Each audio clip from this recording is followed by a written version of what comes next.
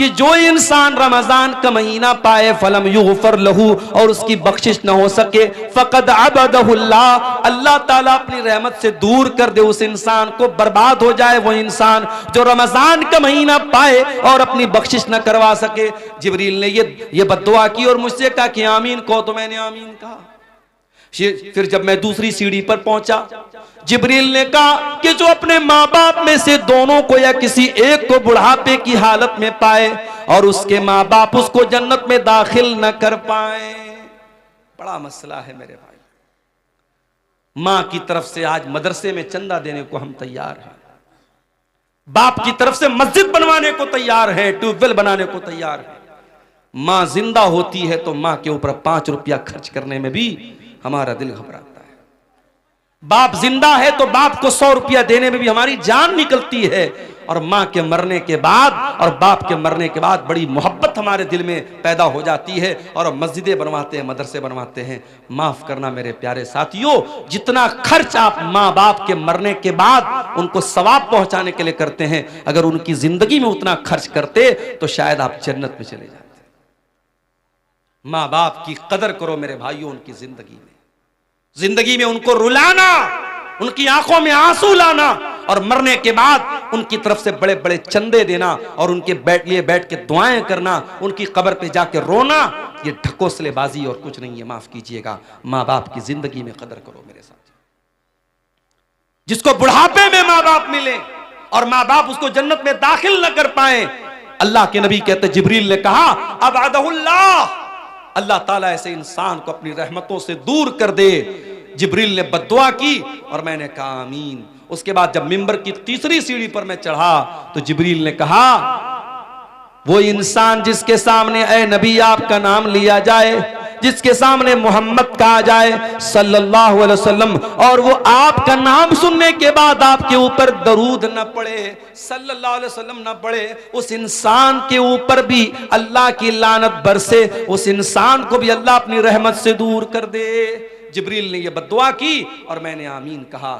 ये 3 बद्दुआएं थीं जो फरिश्तों के सरदार ने बद्दुआ की थी और नबी ने आमीन कही थी। मेरे प्यारे साथियों, कितना बड़ा बदनसीब है वो इंसान जिसकी जिंदगी में रमजान का महीना आए और वो अब अल्लाह ताला के यहां अपनी बख्शिश न करवा सके।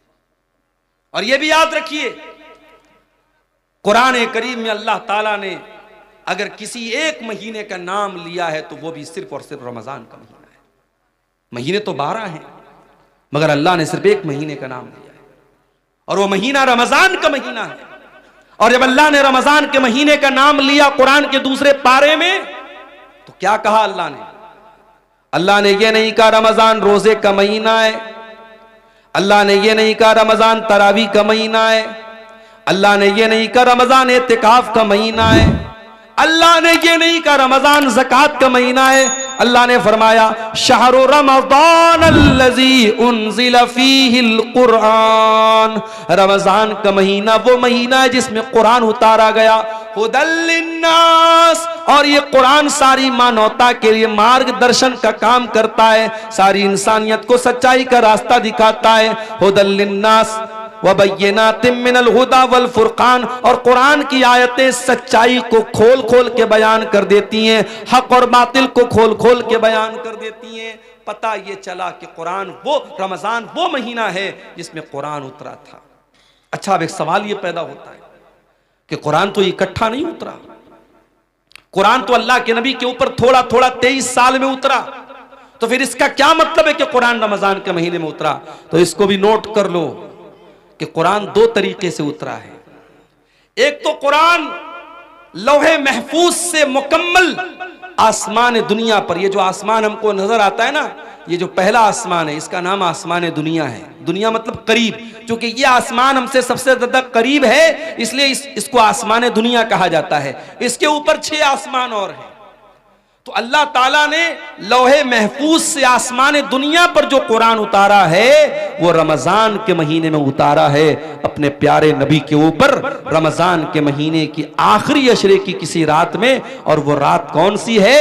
ये वही रात है जिसको लैलतुल कद्र कहा गया और जिसके बारे में अल्लाह ने कुरान की सूरत नाजिल की, इन्ना अंज़लनाहु फी लैलतिल कद्र वमा अदराका मा लैलतुल कद्र लैलतुल कद्र खैरुम मिन अल्फि शहर। ऐ मेरे नबी, इस कुरान को हमने लैलतुल कद्र में उतारा है और आप क्या जाने के लैलतुल कद्र क्या है? लैलतुल कद्र खैरुम मिन अल्फि शहर, लैलतुल कद्र तो 1000 महीने से बेहतर है।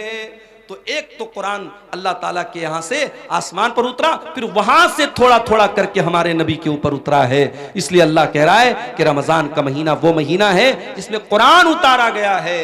और आज अफसोस की बात है, हमारा वो नौजवान जो 24 घंटे में हजारों बार मोबाइल खोलता है कि व्हाट्सएप पर किसका मैसेज आया, इंस्टा पर किसका मैसेज आया, फेसबुक की पोस्ट को कितने लोगों ने लाइक कर लिया और इंस्टाग्राम के फोटो को कितने लोगों ने लाइक कर लिया, व्हाट्सएप के स्टेटस को कितने लोगों ने देख लिया। एक एक मैसेज को पढ़ता है, एक एक लाइक को देखता है।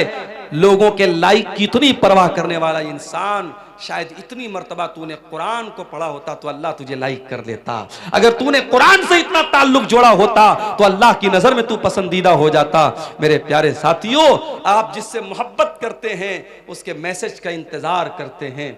अगर आप अब्दुल गफ्फार साहब से मोहब्बत करते हैं और आपने उनको मैसेज किया है और आपके मैसेज को उन्होंने ओपन तक नहीं किया, खोला तक नहीं, और आपसे 1 साल के बाद अब्दुल गफ्फार साहब मिले और कहा कि अरे यार क्या हाल चाल है, दोस्ती का आपको जो है दम भरने की कोशिश की और दोस्ती का नाम लिया, तो आप गुस्से में कहेंगे कि अरे भाई जाओ, आप तो इतने बड़े इंसान हैं कि आपने मेरा मैसेज तक खोल के नहीं देखा, आप क्या दोस्ती की बात करते हैं। दुनिया में हम देखते हैं कि दोस्त का मैसेज आता है तो ऐसा नहीं हो सकता कि हम दोस्त भी माने और उसका मैसेज इग्नोर कर दें। मेरे प्यारे साथियों, अल्लाह का कलाम और अल्लाह का मैसेज है ये कुरान, और ये कुरान आज हमारे घरों में गर्द खा रहा है, धूल और मिट्टी खा रहा है। कुरान रखा हुआ है रेशम के कपड़े में लपेटकर, उस कुरान को कभी खोलने की हम कोशिश तक नहीं करते। मेरे प्यारे साथियों, यही वजह है कि हमारे दिल कठोर से कठोर होते चले जा रहे हैं। हमारे दिलों पर ताले लगे हुए हैं। दिल के ताले को अगर खोलना है तो कुरान से अपना ताल्लुक जोड़ लो। मेरे प्यारे साथियों, कुरान कहता फला यतदब्बरूनल कुराना माला कुलूबिन अक़फ़ालुहा, तुम कुरान के ऊपर गौर क्यों नहीं करते? कहीं ऐसा तो नहीं तुम्हारे दिलों के ऊपर ताले लगे हुए, कहीं ऐसा तो नहीं कि तुम्हारे दिल लॉक हो चुके, तुम्हारे दिल का पासवर्ड कुरान है, तुम्हारे दिल का पैटर्न कोड कुरान है, तुम्हारे दिल के लॉक को अनलॉक करने का तरीका कुरान के अंदर गौर करना है। जब तुम कुरान के ऊपर गौर करोगे तो तुम्हारे दिल का लॉक खुल जाएगा। हमारे दिल की क्या हैसियत है? कुरान तो वो किताब है, अल्लाह कहता है लौ अंज़लना हाज़ल कुरान अला जबलिन, इस कुरान को हमने किसी पहाड़ के ऊपर भी उतारा होता, लरअयतहु खाशिअम मुतसद्दिया, तो तुम देखते कि पहाड़ भी अल्लाह के खौफ से रेजा रेजा हो जाता। तरावी पढ़ाने वाले को कितना पैसा देते हो? बाज़ जगहों पर तो साहब मसला लोग पूछते हैं, मौलवी साहब तरावी पढ़ाने वाले को पैसा देना जायज है कि नहीं? अच्छा, मतलब तुम ये पूछ रहे हो कि तरावी पढ़ाने वाले को पैसा देना जायज है कि नहीं? वो बेचारा पूरे महीने खड़ा होकर के तरावी की नमाज में कुरान पढ़ा रहा और तुम उसको चंद पैसे देते हो तो मसला पूछ रहे हो कि पैसा देना जायज है कि नहीं? शर्म आनी चाहिए और चुल्लू भर पानी में डूब मरना चाहिए। फ्री है। झाड़ू लगाने वाला भी आपके मोहल्ले में आता है तो उसकी तनख्वाह लेता है। ऐ मुसलमान, तूने सबसे हकीर समझा है तो कुरान को समझा है। कुरान पढ़ने पढ़ाने वाले का उसने पैसा मांग लिया तो जान निकलती है तेरी। पिछले साल एक न्यूज मैंने पढ़ी थी, गुजरात में अहमदाबाद में एक हाफिज साहब ने तरावी की नमाज पढ़ाई थी। उनको वहां की जो मस्जिद के मुसल्लियान थे, किसी ने खुश होकर के 4 व्हीलर दे दी थी। 4 व्हीलर की चाबी के साथ हाफिज साहब का फोटो आया था। हमारे यहाँ तो लोग सुन करके साहब बेहोश हो जाएंगे, अरे तरावी पढ़ाने वाले को 4 व्हीलर मिल गई। तरावी पढ़ाने वाला, कुरान पढ़ने वाला, कुरान पढ़ाने वाला तुम्हारी नजर में हकीर होगा, मेरे रब की नजर में वो हकीर नहीं है। मेरे प्यारे साथियों, मेरे रब की नजर में कुरान पढ़ाने वाले का इतना ऊंचा मकाम है। नबी की नजर में इतना ऊंचा मकाम है। अल्लाह के नबी फरमाते खैरुकुम मन तअल्लमल कुरान व अल्लमहु, तुम में सबसे बेहतरीन इंसान वो है जो कुरान को पढ़ता है, पढ़ाता है, कुरान को सीखता है, सिखाता है। याद रखो मेरे प्यारे साथियों, आप कब्र में जाएंगे वहां भी ये कुरान आपके काम आएगा। कब्र में सवाल पूछा जाएगा, मुनकर नकीर सवाल पूछेंगे, मन रब्बू का, तेरा रब कौन है? मन नबियों का, तेरे नबी कौन है? मां दीनों का, तेरा दीन क्या है? 3 सवाल होगा कब्र में, 3 सवाल होगा। और माफ करना, इन तीनों सवालों का जवाब मैथमेटिक्स की किताबों में नहीं मिलेगा, साइंस और जियोग्राफी की किताबों में नहीं मिलेगा, हिस्ट्री की किताबों में नहीं मिलेगा, भूगोल की किताबों में नहीं मिलेगा। इन तीनों सवालों का जवाब कहां मिलेगा? जब मोमिन सही जवाब देगा, मेरा रब अल्लाह है, मेरे नबी मोहम्मद सल्लल्लाहु अलैहि वसल्लम है, मेरा दीन इस्लाम है, तो फरिश्ता पूछेगा वमा युद्री का, तुझे इन तीनों सवालों का जवाब कैसे पता चला? तो बंदा कहेगा करा तो किताब अल्लाह फ़आमनतु बिही वसद्दक़तु, मैंने कुरान को पढ़ा था, मैं कुरान पर ईमान लाया था, मैंने कुरान को सच माना था, कुरान के जरिए मुझे इन तीनों सवालों का जवाब मिला है। मेरे प्यारे साथियों, ये कुरान कब्र में भी आपके काम आएगा। औलाद के लिए मेहनत करने वालों, अपनी औलाद को सुख देने के लिए हराम की जायदाद पर कब्जा करने वालों, दूसरों की जमीन हड़पने वालों, सूद और ब्याज का पैसा अपने घर में ला करके अपनी औलाद को पालने वालों, तुम भी कान खोल करके सुन लो, कयामत के दिन ये औलाद भी तुम्हारे काम नहीं आएगी, औलाद भी काम नहीं आएगी। कुरान कहता है यौम यफिरुल मरउ मिन अखी व उम्मिही व अबी व साहिबतिही व बनी, कयामत के दिन इंसान अपनी माँ को देख करके भागेगा, अपने बाप को देख करके भागेगा, अपनी बीवी को छोड़ करके भागेगा, अपने भाई को छोड़ करके भागेगा, अपनी बीवी बच्चों को छोड़ करके भागेगा, अपनी औलाद को छोड़ करके भागेगा। क्यों भागेगा? लिकुल्लि इम्रिइम मिनहुम यौमइज़िन शानु युग़नी, इसलिए कि कयामत के दिन किसी के पास इतनी फुर्सत नहीं होगी कि वो दूसरे का हाल चाल ले। कयामत के दिन तो नफसी नफसी का आलम होगा, हर इंसान को अपनी पड़ी होगी, वहां औलाद भी आपके काम नहीं आएगी। लेकिन एक चीज कयामत के दिन भी काम आएगी। कौन सी चीज? अल्लाह के नबी फरमाते हैं इक़राउल कुरान, ओ लोगो कुरान पढ़ा करो, फ़इन्नहु याती यौमल क़ियामति शफ़ीउन लिअस्हाबिही, इसलिए कि कयामत के दिन कुरान आएगा, तुम्हारे हक में सिफारिश करेगा, कुरान तुम्हारे लिए लड़ेगा अल्लाह की बारगाह में और कहेगा अल्लाह, जब दुनिया रात में सोया करती थी, तेरा ये बंदा रात में कुरान पढ़ा करता था, जब दुनिया दिन में काम और धंधे में लगी रहती थी, ये बंदा खाली टाइम में कुरान पढ़ा करता था, कुरान आपके लिए लड़ेगा और कुरान आपके लिए हुज्जत बनेगा, दलील बनेगा कयामत के दिन। रमजान का महीना कुरान का महीना है मेरे साथ, कोशिश करो। मैं ये नहीं कहता कि आप इतना कुरान खत्म कर लो, मैं ये नहीं कहता कि आप डेली एक कुरान खत्म कर लो, वो सबके बस की बात नहीं है। उलमा ने यह भी लिखा है 3 दिन से कम टाइम में कुरान खत्म करना मना है, मगर रमजान का महीना या और कोई ऐसा टाइम जिसमें ज्यादा नेकी करने का हुक्म दिया गया है, उसमें आपको मना नहीं है। उसमें आप अगर चाहे तो रमजान में डेली आप एक कुरान खत्म कर सकते, बल्कि बाज़ उलमा बाज़ अइम्मा से साबित है कि वो रमजान में डेली एक कुरान खत्म करते थे। आम दिनों में मना है कि 3 दिन से कम टाइम में कुरान खत्म ना किया जाए, ताकि बहुत जल्दी जल्दी कुरान ना पढ़ा जाए, कुरान को समझ के पढ़ा जाए। मगर रमजान के महीने में आप जितनी स्पीड के साथ और जितना ज्यादा कुरान पढ़ें, कोई हरज की बात नहीं। आप तिलावत सही करें, अच्छे अंदाज में करें, जल्दबाजी के चक्कर में कुरान का माना और मतलब ना खराब करें। लेकिन अगर आप जितना भी पढ़ सकते हैं कुरान ज़्यादा ज़्यादा पढ़ें। मैं एक आपको तरीका बताता हूँ। हमारे यहाँ जो वो कुरान होता है हाफिजी कुरान, जिसमें से हमारे हाफिज लोग कुरान देख करके याद करते हैं, अगर आप उस कुरान को अपने सामने रखें, उसमें एक पारे में 20 पेज होते हैं। आपको क्या करना है? हर नमाज के पहले अजान हुई जोहर की, अल्लाहु अकबर, आप मस्जिद में पहुंच जाओ और अजान के बाद आप मस्जिद में पहले 2 रकात सुन्नत पढ़ लो और बैठ करके 2 पेज आप उसको पढ़ लो, सिर्फ 2 पेज। 2 पेज पढ़ने में 5 मिनट लगेगा आपको। हाफिजी कुरान की बात कर रहा हूं, जो 16 लाइन का 15 लाइन का आता है, आयत पर शुरू होता है, आयत पर खत्म होता है, उस कुरान की बात कर रहा हूं। 2 पेज आपने पढ़ लिया नमाज के पहले। अब जोहर की नमाज आपने पढ़ी, जोहर की नमाज के बाद सुन्नत आपने पढ़ लिया, 2 रकात या 4 रकात, जितनी भी अल्लाह ने आपको तौफीक दी। उसके बाद आप बैठे हैं मस्जिद में, अब फिर कुरान खोलिए और 2 पेज और पढ़ लीजिए। 2 पेज नमाज के पहले, 2 पेज नमाज के बाद, 4 पेज हो गए। ऐसा ही आप 5 टाइम की नमाज में कर लीजिए। सिर्फ इतना कर लीजिए आप रमजान में कि हर नमाज के पहले 2 पेज पढ़ना है, हर नमाज के बाद 2 पेज पढ़ना है। 5 टाइम की नमाज में आपके 20 पेज हो जाएंगे। एक पारा आपका आराम से डेली, आप कोई एक्स्ट्रा टाइम आपको नहीं निकालना पड़ा। 5 मिनट आपने नमाज के पहले निकाला, 5 मिनट नमाज के बाद निकाला। आप हर नमाज के बाद इस तरीके से भी करेंगे, एक्स्ट्रा टाइम नहीं भी निकालेंगे, तो कम से कम एक कुरान तो आप रमजान में खत्म कर लेंगे इंशाअल्लाह। ये एक मैं तरीका आपको बता रहा हूं। रमजान कुरान का महीना है मेरे साथियों, तवज्जो दो।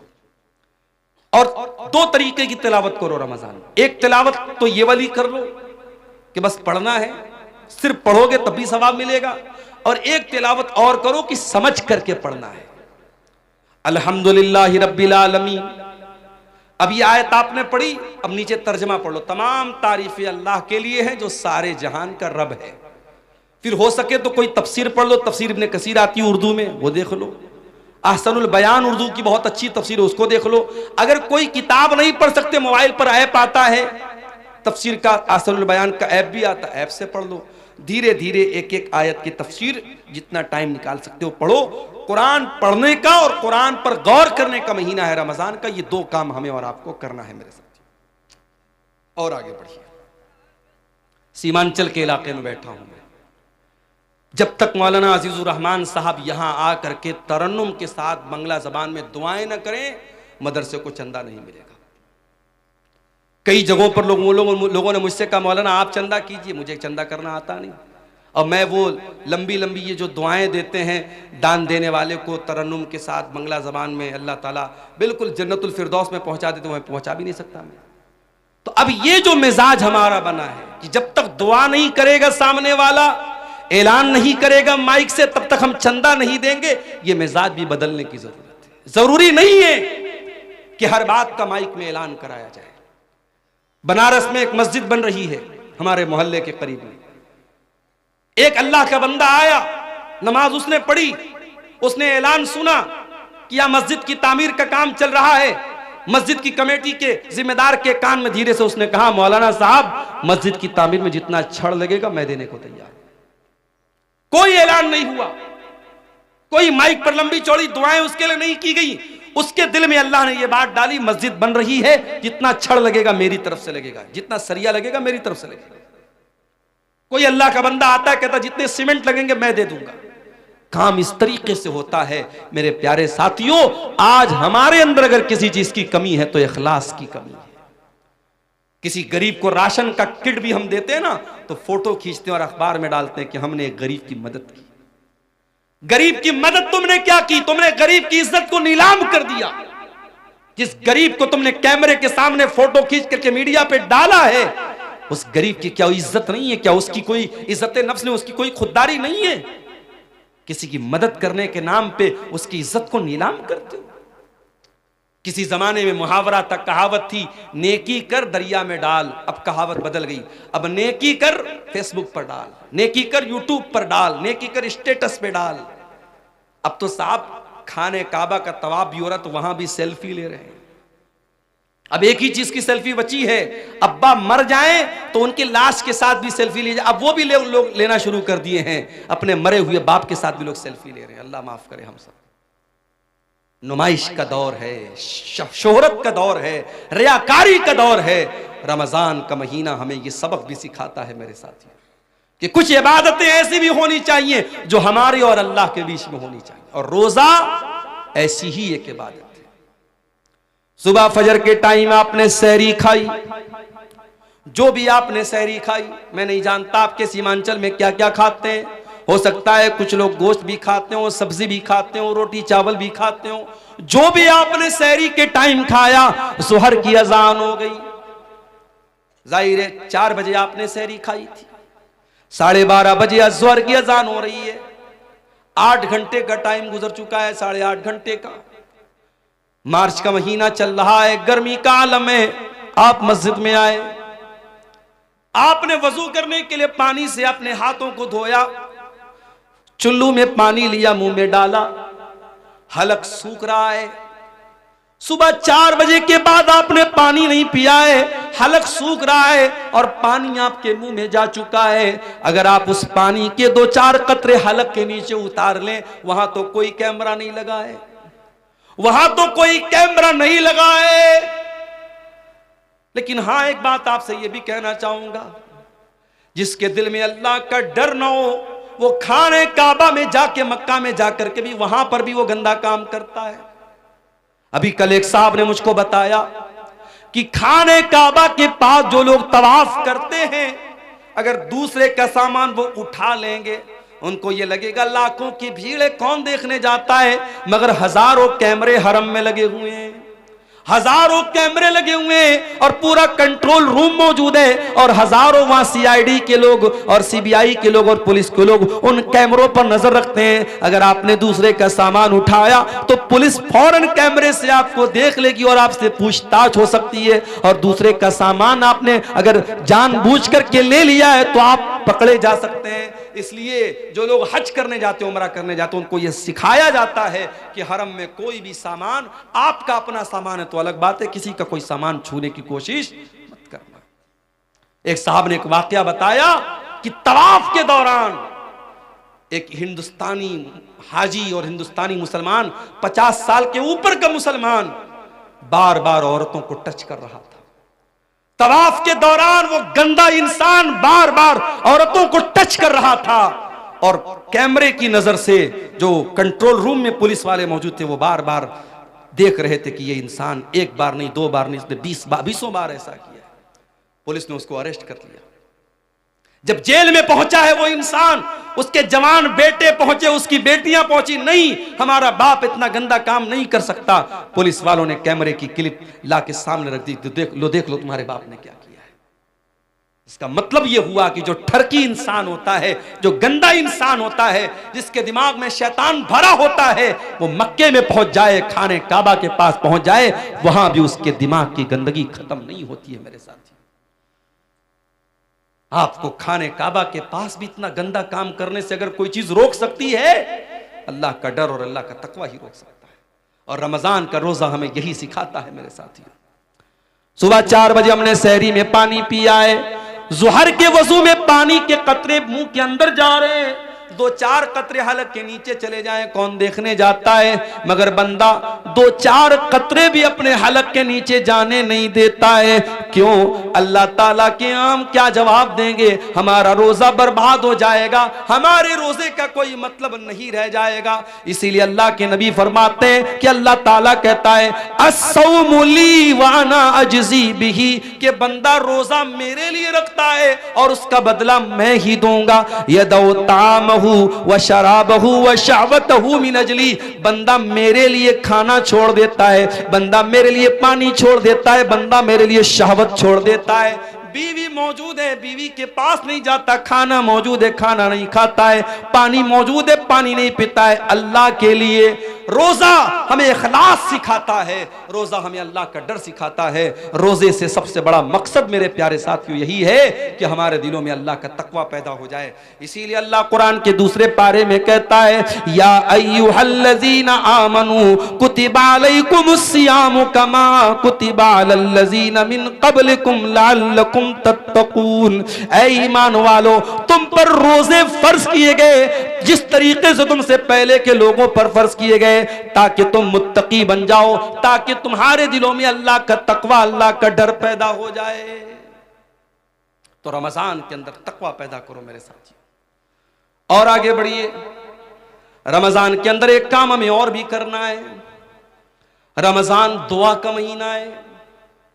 कुरान में जहां अल्लाह ताला ने रमजान के रोजे का जिक्र किया, वहीं पर फरमाया व इज़ा सालका इबादी अन्नी फइन्नी करीब। ऐ मेरे नबी, जब मेरे बंदे आपसे मेरे बारे में सवाल करें, उन्हें जवाब दे दो मैं करीब हूं, मैं करीब हूं। उजीबु दावत दाई, मैं दुआ करने वाले की दुआ को सुनता हूं। शर्त यह है फलयस्तजीबू ली वल युमिनू बी, कि बंदा मेरी बात माने और मेरे ऊपर ईमान रखे।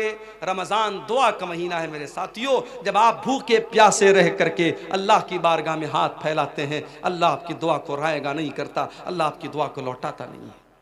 इसीलिए अल्लाह के नबी फरमाते हैं सलासु दावतिन ला तुरद, 3 लोगों की दुआ अल्लाह ताला लौटाता नहीं है। दावतुल वालिदिल वलदिही, एक बाप की दुआ, बाप जब अपनी औलाद के हक में दुआ करता अल्लाह उस दुआ को कभी लौटाता नहीं है। व दावतुल मुसाफिर, और मुसाफिर की दुआ को अल्लाह ताला लौटाता नहीं है। व दावतुस साइम, और रोजेदार की दुआ को भी अल्लाह ताला लौटाता नहीं है। रोजे की हालत में मेरे प्यारे साथियों दुआ करो, अपने लिए भी दुआ करो, अपने बच्चों के लिए दुआ करो, अपने माँ बाप के लिए दुआ करो, सारी उम्मत के लिए दुआ करो, मुल्क के हालात के लिए दुआ करो, अपने कारोबार और रोजी रोटी के लिए दुआ करो। और बेहतर यह है कि जो अल्लाह के नबी जो दुआएं करते थे, आप दुआ की कोई किताब ले लो। एक अच्छी सी किताब का नाम मैं आपको बता रहा हूं, हिस्नुल मुस्लिम, बहुत अच्छी किताब है दुआ की। आप ऑनलाइन भी इसको अपने मोबाइल के प्ले स्टोर में जाके इसको डाउनलोड कर सकते हैं। उसमें छोटी छोटी दुआएं हैं, आप देख के उनको पढ़ लीजिए या याद करके पढ़ लीजिए। दुआओं को रोजे की हालत में खूब कीजिए। रमजान दुआ का महीना है मेरे प्यारे साथी। रमजान सब्र बर्दाश्त का भी महीना है। आप रोजे की हालत में एक इंसान आपके पास आता है, गाली दे देता है आपको, बुरा भला कह देता है आपको, आप सुबह से कुछ खाए नहीं है, भूखे हैं।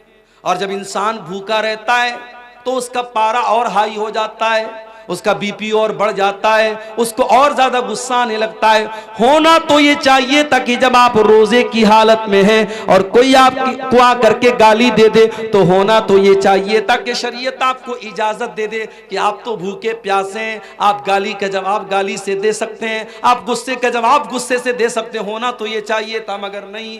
अल्लाह के नबी फरमाते हैं जब तुम में से कोई रोजे की हालत में हो, फ़इनिम्रुउन क़ातलहु औ साब, अगर कोई गाली गलोच करे, अगर कोई लड़ाई करे तो गाली के जवाब में गाली न दे, लड़ाई के जवाब में लड़ाई न करे, बल्कि साफ साफ कह दे इन्नी साइम, मैं रोजे की हालत में हूं, मैं रोजे की हालत में लड़ नहीं सकता।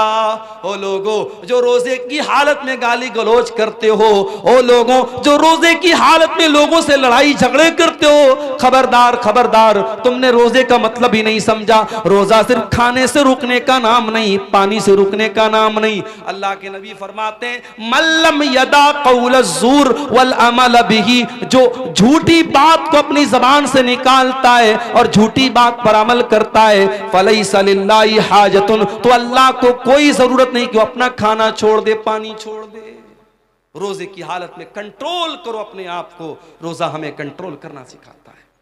रोजा हमें यह सिखाता है अगर अल्लाह के हुक्म पर हम खाना छोड़ सकते हैं, पानी छोड़ सकते हैं, बीवी हलाल है बीवी को के करीब नहीं जाते हैं, खाना हलाल है खाना नहीं खाते हैं, पानी हलाल है पानी नहीं पीते हैं, अगर अल्लाह के हुक्म पर हलाल छोड़ सकते हैं तो बीड़ी पीने वालों तुम बीड़ी क्यों नहीं छोड़ सकते, सिगरेट पीने वालों तुम सिगरेट क्यों नहीं छोड़ सकते, तंबाकू खाने वालों तुम तंबाकू क्यों नहीं छोड़ सकते, ओ शराब पीने वालों तुम शराब क्यों नहीं छोड़ सकते। जब अल्लाह के हुक्म पर 1 महीने के तुम हलाल छोड़ सकते हो तो जो चीजें हराम है, जो चीजें नुकसानदेह है, जो चीजें तुम्हारी सेहत के लिए हानिकारक है, जो तुम्हारे शरीर को नष्ट कर रही है, बर्बाद कर रही है, वो गुटखा, वो खैनी, वो तंबाकू, वो सिगरेट, वो बीड़ी तुम क्यों नहीं छोड़ सकते हो। रोजा हराम को छोड़वा रहा है, हराम को छोड़ने की प्रैक्टिस करवा रहा है मेरे प्यारे साथ। रमजान का ये महीना हमें एक सबक और दे रहा है। कभी आपने गौर किया ज़कात हम रमजान ही में क्यों निकालते हैं? सारे मदरसे वाले अपने चंदा करने के लिए सफीरों को रमजान में ही क्यों भेजते हैं?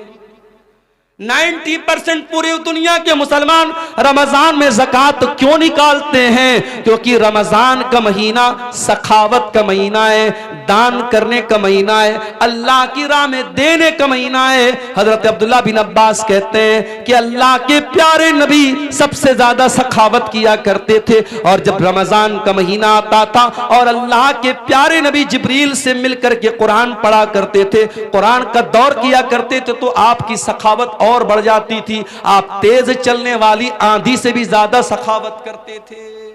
रमजान में सखावत करो मेरे साथियों।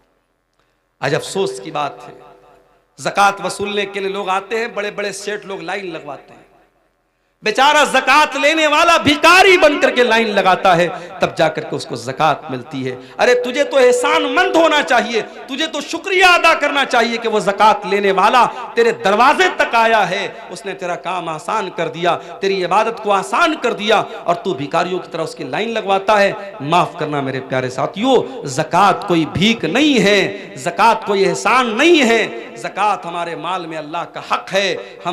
हम जो माल कमाते हैं उस माल की, हमारे माल पर 2.5% जो ज़कात हम देते हैं वो माल में अल्लाह का हक है। और रमज़ान में हमें कोशिश ये करनी चाहिए कि अपने माल की ज़कात हम निकाल दें, और ज़कात के अलावा भी हम सदका खैरात करें, क्योंकि हमारे प्यारे नबी सल्लल्लाहु अलैहि वसल्लम इस महीने में कसरत से सदका और खैरात किया करते थे। रमज़ान का ये महीना एक सबक हमें और भी देता है।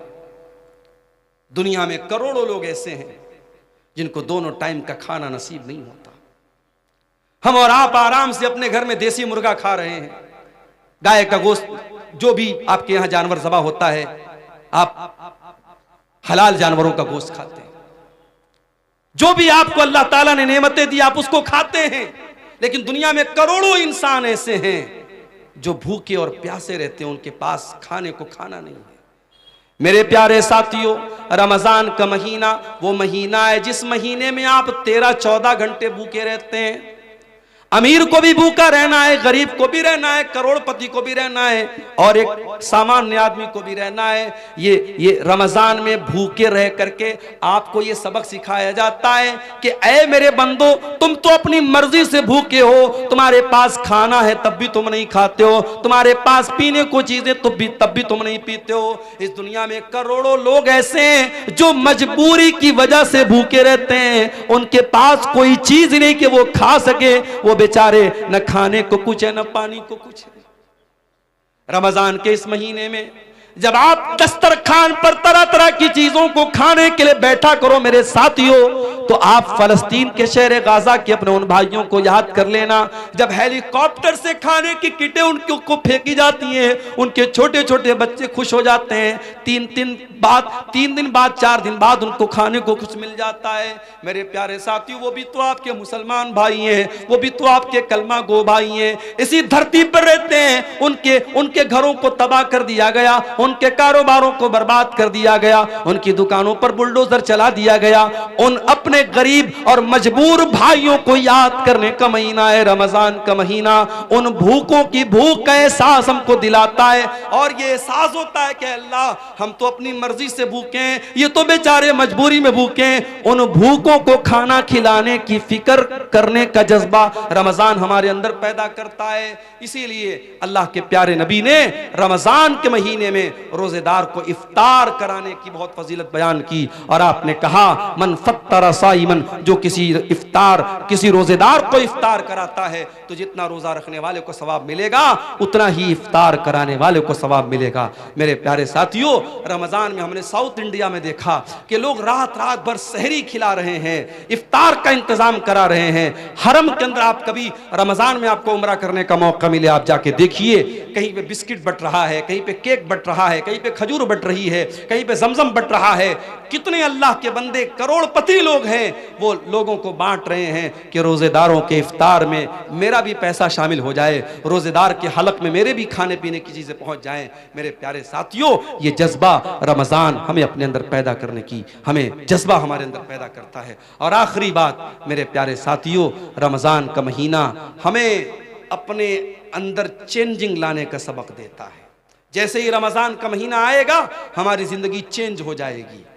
ऐसे आम तौर से जो लोग फजर में भी उठते हैं, वो फजर में उठते हैं, नमाज पढ़ते हैं, लेकिन रमजान के महीने में आप फजर से भी 1 घंटा पहले उठते हैं, ब्रश करते हैं, बाथरूम जाते हैं, उसके बाद आप बैठ करके सहरी करते हैं, फिर दिन में आपकी आदत है 11 महीने आप दोपहर का खाना खाते हैं, सुबह 10 बजे नाश्ता करते हैं। रमजान के महीने में कोई नाश्ता नहीं, कोई दोपहर का खाना नहीं, सुबह सहरी आपने खाई, फिर डायरेक्ट आप इफ्तार के टाइम खाते हैं। सोने का टाइम बदल गया, खाने का टाइम टाइम बदल गया। रमजान में एक महीने के लिए जिंदगी बदल जाती है। सबक ये मिला कि अगर हम अपने आप को बदलना चाहें तो बहुत कुछ बदल सकते हैं। मेरे प्यारे साथियों, शायर कहता है, खुदा ने आज तक उस कौम की हालत नहीं बदली, न हो जिसको ख्याल खुद अपनी हालत के बदलने का। अगर कौम के हालात को बदलना है, अगर मिल्लत के हालात को बदलना है, तो रमजान का महीना एक सबक दे रहा है कि एक महीने के लिए अगर अपने टाइम टेबल को हम बदल सकते हैं तो हम कौम और मिल्लत के हालात को भी मेरे साथियों बदल सकते हैं। सवालात कुछ आए हैं। क्या नापाकी की हालत में सहरी खा सकते हैं? अगर रात में इंसान नापाक हुआ है और उसी हालत में फजर की अजान हो गई, उसी हालत में फजर की अजान हो गई, कोई हरज की बात नहीं है। उसी हालत में सहरी खा लिया, कोई हरज की बात नहीं। लेकिन अगर नापाक हुआ है और फजर की अजान हो गई तो जल्दी से जाकर के गुस्ल कर ले ताकि जमात से नमाज पढ़े। अगर कोई इंसान नापाकी की हालत में रह जाता है और जानबूझ करके फजर की नमाज छोड़ देता है और फिर सुबह सो करके उठता है 9 बजे 10 बजे और फिर नहा धो के नमाज पढ़ता है, तो ये गलत है और ये सही नहीं है। नमाज को टाइम पर पढ़ना है। आपका रोजा सही हो जाएगा अगर आप नापाकी की हालत में सहरी करते हैं, मगर जमात से नमाज फर्ज है, उसको इंसान को नहीं छोड़ना चाहिए। इसलिए अगर कोई जनाबत की हालत में है तो जल्दी से गुस्ल कर ले ताकि जमात से नमाज पढ़ सके। क्या बिना सहरी खाए रोजा रख सकते हैं? बिना सहरी खाए नफिल रोजा तो रख ही सकते हैं।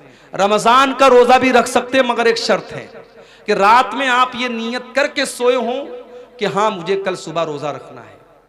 नफिल रोजे में नियत जरूरी नहीं है। नफिल रोजे में आप फजर के टाइम अगर उठे, अजान हो गई, आपके दिल में इरादा पैदा हुआ कि आज मैं रोजा रख लेता हूं, सहरी नहीं खाई आपने फजर के बाद नियत कर ली, आप नफिल रोजा रख सकते हैं। मगर रमजान में रात ही में आपको दिल में ये इरादा करना पड़ेगा कि हाँ मुझे कल रोजा रखना। अगर ये इरादा करके आप सोए थे और सुबह आपकी नींद नहीं खुल पाई सहरी में, तो बगैर सहरी के भी आपका रोजा हो जाएगा।